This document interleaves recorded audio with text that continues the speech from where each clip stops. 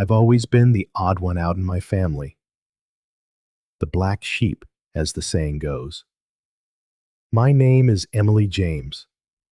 I'm 32 years old, and for as long as I can remember, I've never truly felt like I belonged. I grew up as the eldest daughter of two prominent doctors, Isabella and Adam James. My parents were influential, respected in their field, but none of that ever seemed to touch me. Their attention and affection were reserved almost entirely for my younger twin brothers, Scott and Charles. From the very moment they were born, it was as if I'd turned invisible. At first, it was small things. They'd get bigger slices of cake, newer toys. But as we got older, the difference became painfully obvious. I'll never forget my 12th birthday. For weeks, I'd dropped hints about an art set I'd seen in a shop window. Nothing fancy, just a simple kit with some paint and decent brushes. When the day finally arrived, I could hardly contain my excitement as I opened my one gift. But inside, I found a math workbook. As my teenage years began, the favoritism grew impossible to ignore. Family trips were always based on whatever the boys wanted. If Scott wanted to ski, we headed to the slopes. If Charles was into surfing, we packed for the beach. My ideas were brushed aside without a second thought. Then came college applications, a sore spot to this day.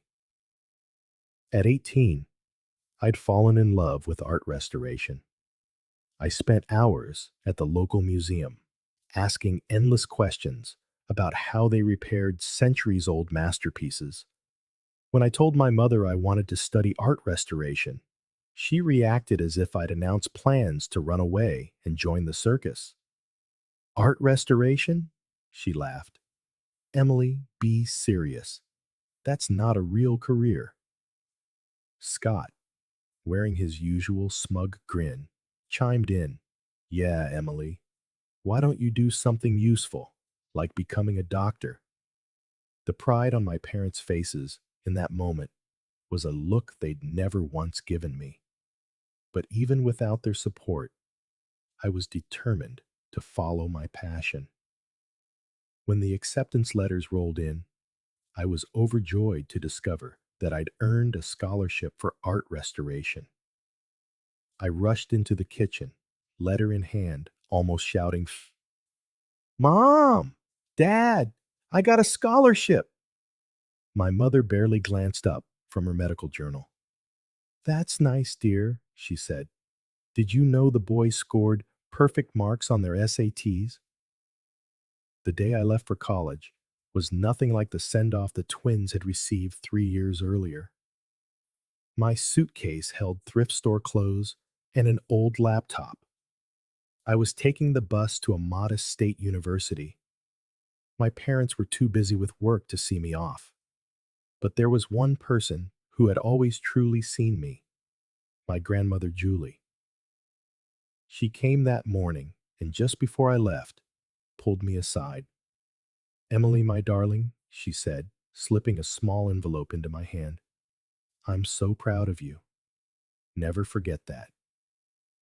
Inside was a check. It wasn't enough to change my entire life, but it was enough to make things a little easier. Yet, more than the money, what truly mattered was that she had noticed me, and that meant everything. University was a mixed experience. On one hand, I was finally free from the constant comparisons to Scott and Charles. I could focus on my studies without feeling the need to compete for attention.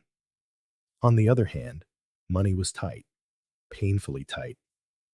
I scraped by on my scholarship and a patchwork of part-time jobs. Meanwhile, family calls and social media kept me updated on my brothers' seemingly perfect lives. Lavish fraternity parties, outrageous spring break trips, prestigious internships at major hospitals, all funded by our parents. Over time, I buried myself in my studies. Art restoration became more than just a career path. It was my escape, my sanctuary. There was something deeply fulfilling about breathing life back into old, forgotten works, revealing the beauty hidden beneath layers of grime and damage. In my final year, I landed an internship at a small but respected museum. The work wasn't glamorous, mostly cleaning and organizing, but it was my foot in the door, and I was thrilled. When I called home to share the news, my mother's reaction was exactly as I had feared: distant, distracted. "Oh, that's nice, sweetheart," she said vaguely.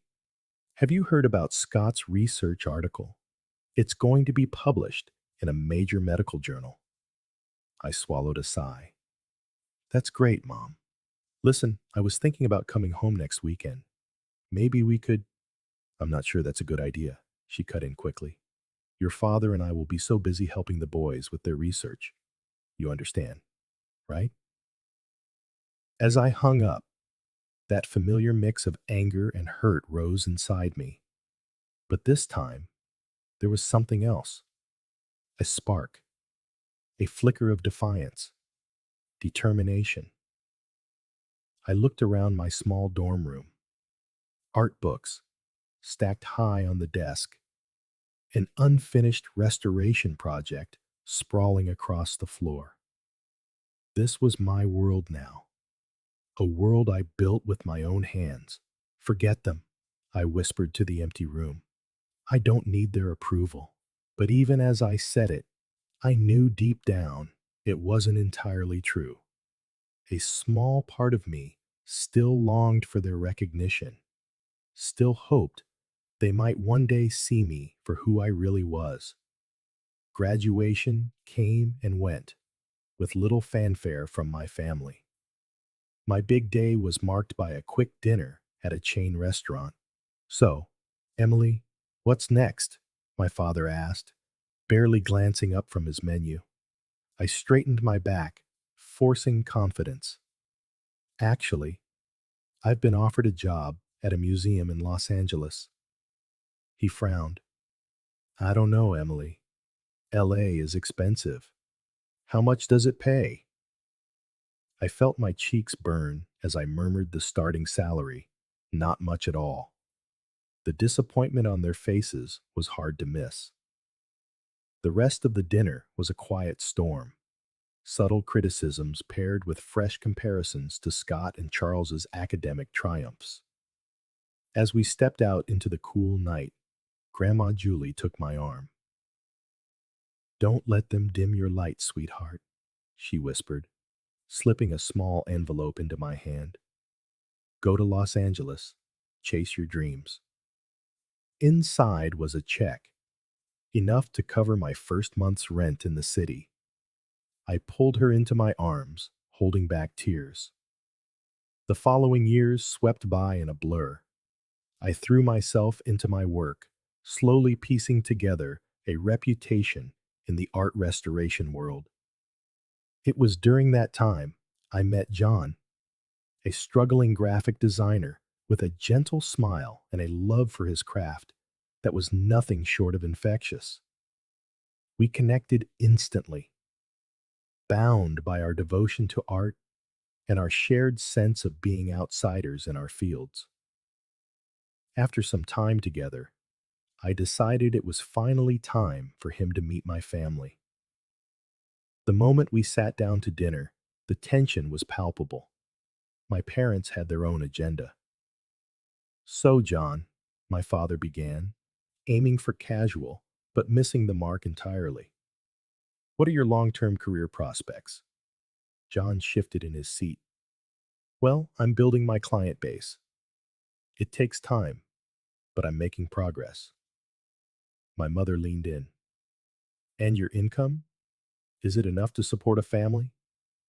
I felt the heat rising in my cheeks. Mom, that's not.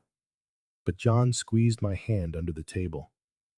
It's okay, Emily, he said calmly. I'm not where I want to be financially yet, Dr. James, but I'm working hard to get there. The questioning went on through every course, each inquiry sharper than the last. It became painfully clear my parents remained unconvinced. I could see John's confidence shrinking, while my anger threatened to boil over. Outside the restaurant, my mother pulled me aside.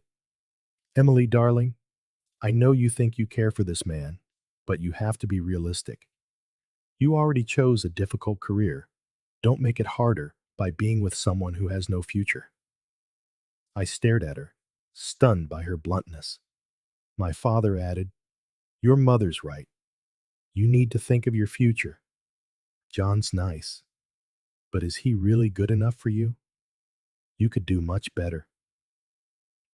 I stood frozen, frustration years in the making pressing hard against my chest. How could they judge him? How could they once again belittle my choices? When John and I began planning our wedding, reality struck swiftly. Our savings were modest, barely enough for a simple ceremony. One evening, after hours of poring over budget sheets, I decided to ask my parents for help. Mom, Dad, I began carefully during our weekly call. John and I have set the wedding date. We're trying to keep costs low, but I was hoping you might help us out a little, maybe even with some of the planning. Silence. Long, heavy silence. Finally, my mother's voice cut through, cold and precise. Emily, you're an adult now. If you've chosen to marry this man, you must handle the consequences yourself. I hung up, feeling hollow, though not surprised. And once again, Grandma Julie came to the rescue. When I told her what had happened, she didn't hesitate for a second. My dear, she said warmly over the phone, I may not be able to give you the wedding of your dreams, but I want to help make your day truly special. She sent a small sum of money. It wasn't much, but it changed our plans in ways that mattered. The wedding day arrived, and I was a bundle of excitement and nerves. The community center we'd rented was modest yet charming, dressed with wildflowers and strings of warm lights. Close friends had pitched in for everything, from the decorations to the homemade cake. As I walked down the makeshift aisle, John's face lit up with a smile that made every obstacle worth it. For a moment, I forgot about the financial struggles and the constant negativity from my family, focusing only on the love shining in his eyes. But that bubble burst when I saw them. My mother and father sat stiffly in the front row, looking bored and unimpressed. I heard my mother whisper to my father about the tacky decorations and the cheap food. Scott and Charles were even worse, leaning in a corner, snickering and glued to their phones. I tried to ignore them, focusing on our vows and the warm, supportive faces of our friends. Only the next day did I realize just how cruel my brothers could be. When I woke up, my phone was flooded with notifications. Scott and Charles had posted a series of mocking photos from the wedding on social media. Congratulations to our big sister on her special day, read the caption under a blurry photo of John and me cutting the homemade cake. Another post sneered, Nothing says true love like a dollar store wedding, alongside a picture of our decorations. There was even a side-by-side comparison. Our modest buffet beside a gourmet restaurant meal, captioned, Emily's wedding versus our average Thursday lunch. Guess which is which? The comments were brutal. Some relatives were appalled. Aunt Nicole wrote, This is completely unacceptable. You should be ashamed. But others found it amusing. Our cousin Mark chimed in, cruel but true. The wedding looked like a homeless convention. Reading those words made my stomach turn. But what hurt most were my parents' reactions. Instead of reprimanding their sons, they encouraged them. My mother had commented, boys will be boys, just a little harmless fun. I didn't call. I didn't demand an apology. I simply decided to keep my distance for a while. 5 months later came the annual James family reunion. I had my doubts, but John thought we should go, hopeful it might be a chance to set things straight. We couldn't have been more wrong. The tension was thick enough to taste. I lasted about an hour, exchanging polite small talk and avoiding my immediate family. Then I overheard Scott bragging about his latest luxury vacation, paid for by our parents, of course. Something in me snapped. Must be nice, I said, loud enough for everyone to hear, having mom and dad bankroll your entire life. The air went still. Scott stared at me, speechless. What's that supposed to mean? He finally asked. You know exactly what it means, I shot back, years of pent-up frustration boiling over. You and Charles get everything handed to you, while I've had to fight for every scrap of recognition or support. Mother stepped forward, her face flushed with anger. Now, Emily, you're being ridiculous. We've always treated you equally. I let out a bitter laugh. Equally? Are you serious? Let's talk equality. I began ticking off points on my fingers. Private school for the boys, public school for me. Brand new cars for them at 17, nothing for me. And the grand finale, $700,000 for their prestigious universities, while I scraped by on scholarships and loans. The room fell so silent you could hear a fly. All eyes were on us, witnesses to the public unraveling of our family's facade.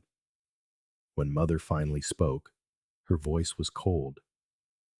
If you're so obsessed with money, Emily, maybe you should have married someone rich instead of your poor husband. Her words hit me like a slap. John, who had been silently supporting me all this time, tensed beside me. How dare you? I murmured, feeling tears rise. John is worth 10 times more than all of you. He loves me for who I am, not for how I look on his arm at the country club. Chaos erupted. Voices clashed. Old grievances spilled out, years of resentment flooding the room. Then a voice cut through the noise, firm, commanding. That's enough. We all turned. Grandma Julie stood there, her usually gentle face hard and unyielding. I've watched this family tear itself apart for years, and I won't stand by any longer. Isabella, Adam, the way you've treated Emily is shameful. And you two boys, she added, looking at Scott and Charles, your cruelty toward your sister is unforgivable. The room stilled again, but Mother refused to back down. You don't understand. Emily's always been difficult, always causing problems. No, Isabella, Grandma interrupted sharply. The only problem here is your blatant favoritism and your refusal to see the damage you've caused. I glanced around the room, shocked faces of relatives.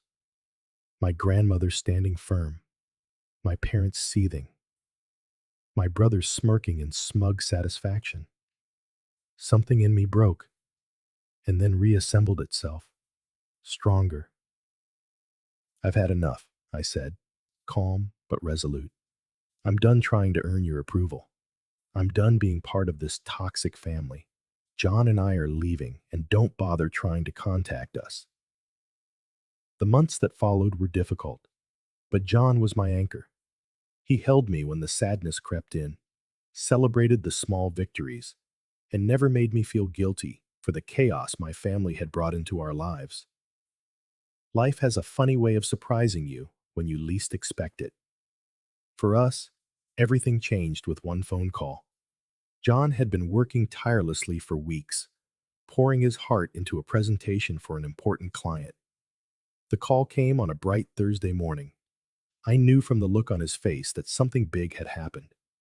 "We got it," he whispered, barely able to speak. "Emily, we landed the contract." The next few months were a whirlwind. John's small design firm skyrocketed overnight, and that one client opened doors we'd never imagined. We were no longer just surviving, we were thriving. But with all that success came a problem we never saw coming. My phone began to light up with notifications, friend requests from family members I had blocked long ago, messages from distant relatives suddenly interested in my well-being. And then came the call I dreaded. "Emily, darling," my mother's honeyed voice rang over the line. "We heard the wonderful news about John's business. We always knew you'd succeed." One call led to another. My father joined in, talking about how proud they were of us, insisting they had always believed in us. I stood there, stunned, growing more irritated with each lie. "We'd love to see you," my mother continued. "Maybe have dinner together and celebrate your success. Family to family." That last word snapped me out of my daze. "Family," I repeated, my voice sharp. "We stopped being a family a long time ago. A bank account doesn't change that." I meant it. When my parents appeared at our door unannounced, I didn't let them in. When they sent expensive gifts, I returned them unopened. John and I stayed focused on building the life we had dreamed of, working hard, saving carefully, and soon signing the papers for a beautiful apartment right in the heart of the city.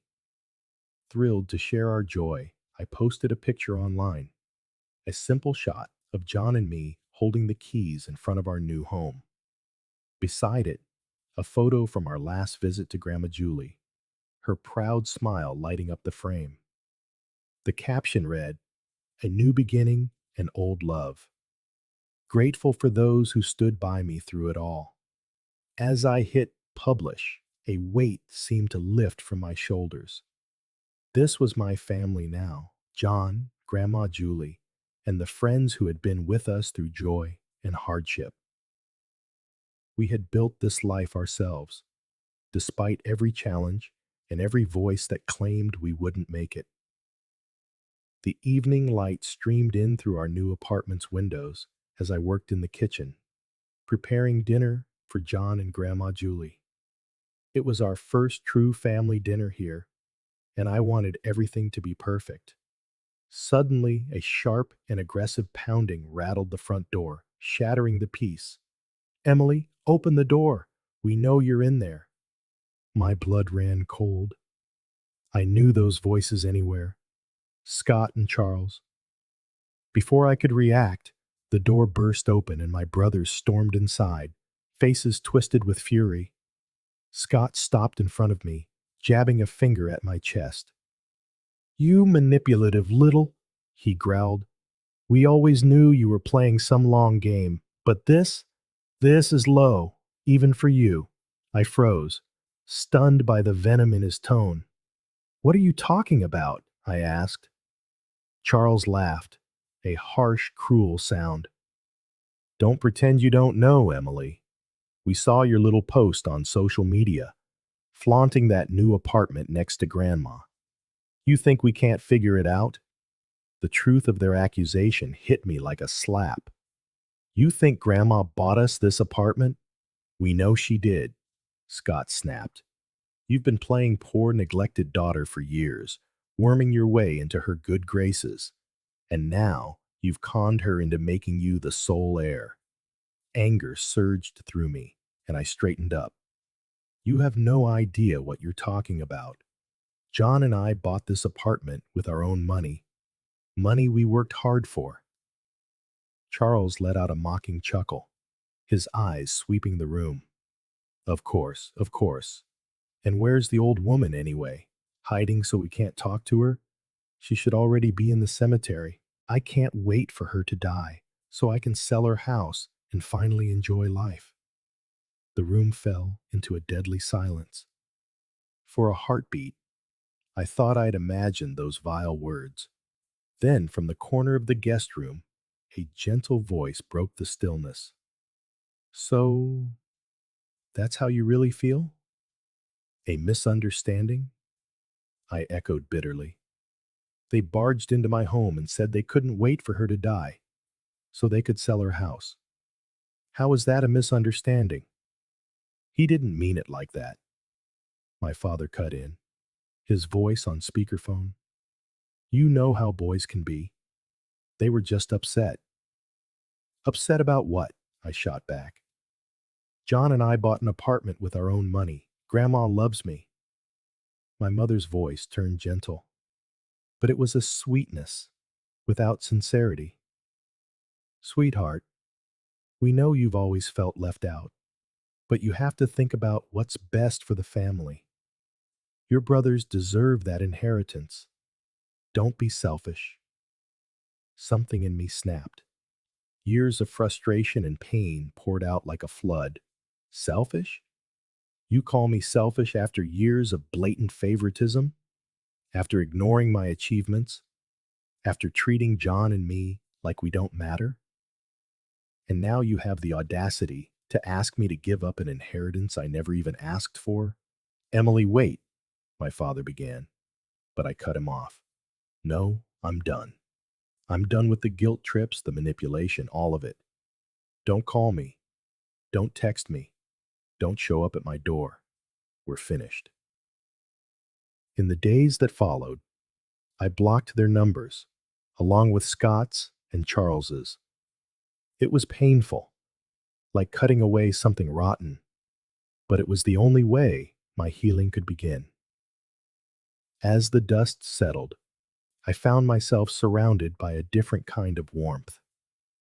Grandma Julie, now fully aware of the family dynamics she had only suspected before, became an even bigger part of our lives. Nicole, who had reconnected after the wedding chaos, visited often. I always knew you were special, Emily, she said, hugging me tightly. I'm sorry I didn't stand up for you sooner. Other relatives, cousins, distant aunts and uncles, who had witnessed how I'd been treated over the years, began sending messages of support. It felt as if a veil had been lifted, allowing genuine connections to grow, where once there had only been hollow obligations. John's family surrounded me with unconditional love. His parents, who had watched from afar as my own family tried to break me down, did everything they could to make me feel cherished. John and I threw ourselves into turning our new apartment into a true home. Every piece of furniture, every photo on the wall became a symbol of the life we were building together. A life rooted in mutual respect, unwavering support, and love.